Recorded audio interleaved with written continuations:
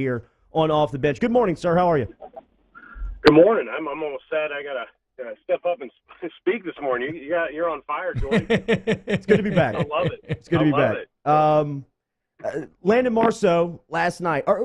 You tell me this, Chad, because you're a sports fan at the end of the day, and you're also an LSU basketball season ticket holder, which we talked to you about before. What's your thoughts on what's going on with the program right now?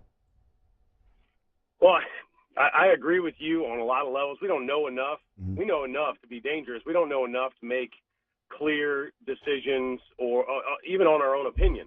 You know, we have our opinion. We want Will Wade. We know what he's done with the program. And a lot of times, I believe it is the punching bag, you know, because he tries to make a decision and he does make a decision and then the rug gets pulled out from under him. And he's the one that gets the bad press and walks into the PMAC and takes the heat. Which, like you said, T-Bob, man, proud of him for doing that. That's not an easy thing to do, to get in your car, drive down there, know that you're going to get beat up, and still walk in. But, you know, it's the waiting game is you know, kind of the joke here. I understand if you're, you know, Will Wade and you don't show up, and that's the press that gets out there, that it looks bad on you, and Aleva knows better because they kind of set him up to not make the decision to come in by coming at him. Hey, we're going to have these guys here. Well, I want my guys here. Well, that's all protocol. If you're Will Wade and your agent says, hey, you're not walking in there until we have legal representation and we do all this. So it just needed to be the decision. The whole process needed to either be more mum or made right away and it's done.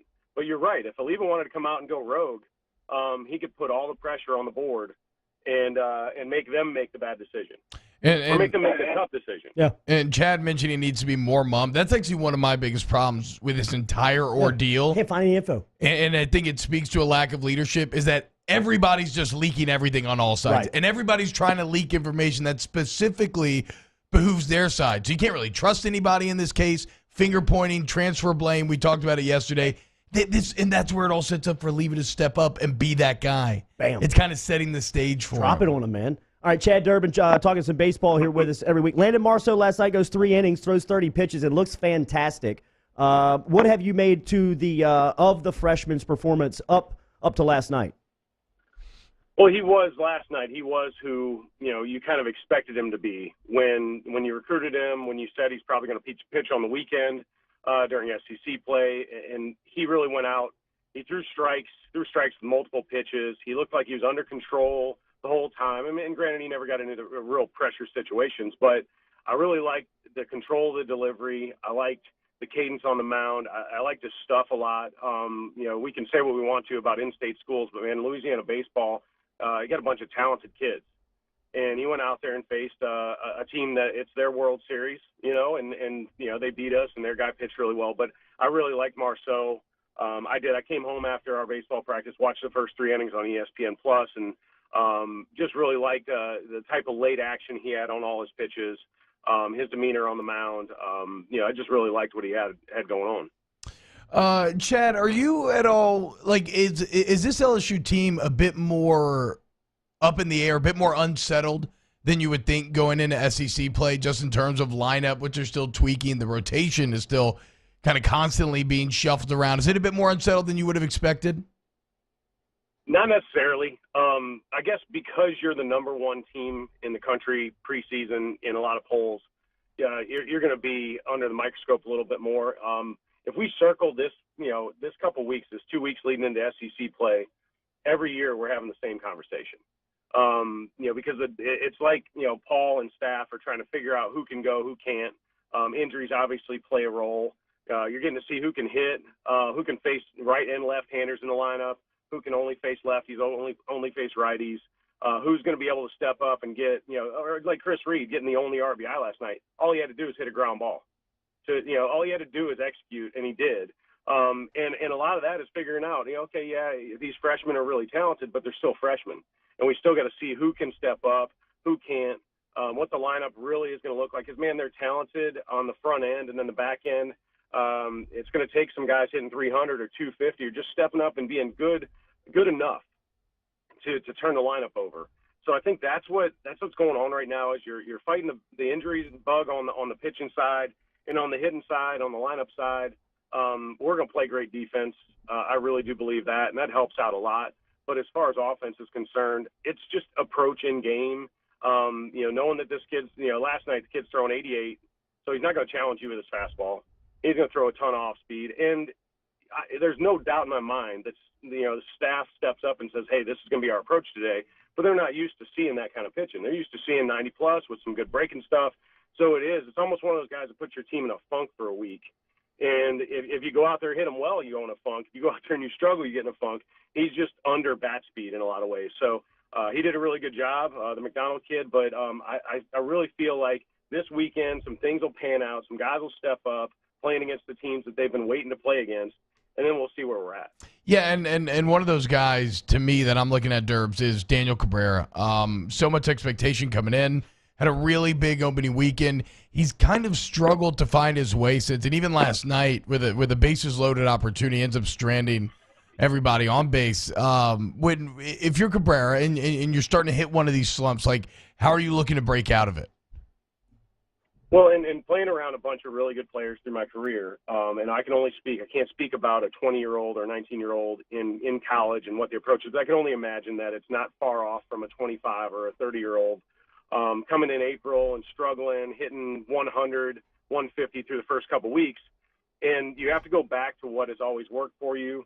And it might be, your pregame routine. It might be your tee work in the cage. It might be soft toss, side toss. It might be whatever has worked for you. But simplifying again. It seems like when he's really doing well, he's hitting those low-line drives right over the shortstop that skip to the wall and then accidentally hits homers. But he got real big a couple times. The last couple times I've seen him hit, he's had pitches that he could just crush, and he's pulled off the ball a little bit, which is a sign that the guy's trying to do a little bit too much. And you can't help that. You're hitting where you are in LSU. You're everybody's tagging you to be the next guy. And, it is more pressure. And he's not the type of guy I think gets carried away, reading Twitter and getting in the media and doing all that stuff. But it just comes back to get back to the basics. When I struggled on the mound, a lot of times it was just fastball command, getting ahead in counts. It wasn't stuff, but you want your stuff to be better because you want to validate, okay, I am good. So you try to get too big. You want to go, 1 for 3 with a homer instead of 1 for 3 with a double and a gap or a single through the middle. And it seems like his approach versus maybe Duplantis' approach, who, usually just takes what's given to him because he can't hit a ball like Cabrera can. I think that's what happens with a Daniel Cabrera. I've asked you this off the air. Explain to our listeners, what is arm soreness in 2019? Like, when do you have to start worrying about your arm? Jaden Hill experienced arm soreness and has now been out for 2 weeks. How do you determine that?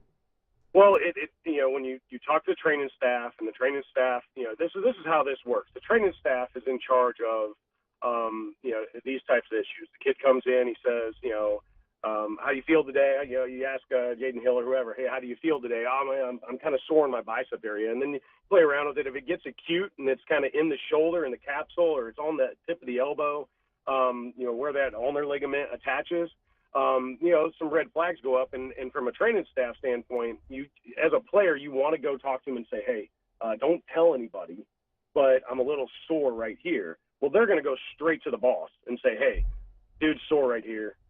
Let's pump the brakes. So you kind of learn the difference between being hurt and injured. And we've, T-Bob, all about that.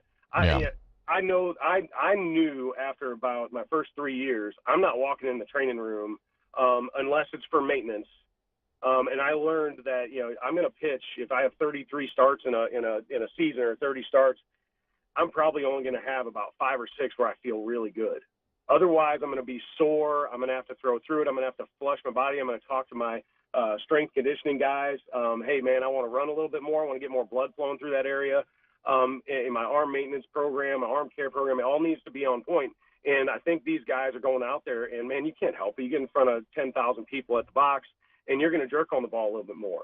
And you're going to be sore in different areas than you ever have been, and they're just maybe not used to that kind of workload. So I think it's a learning process for the young kids.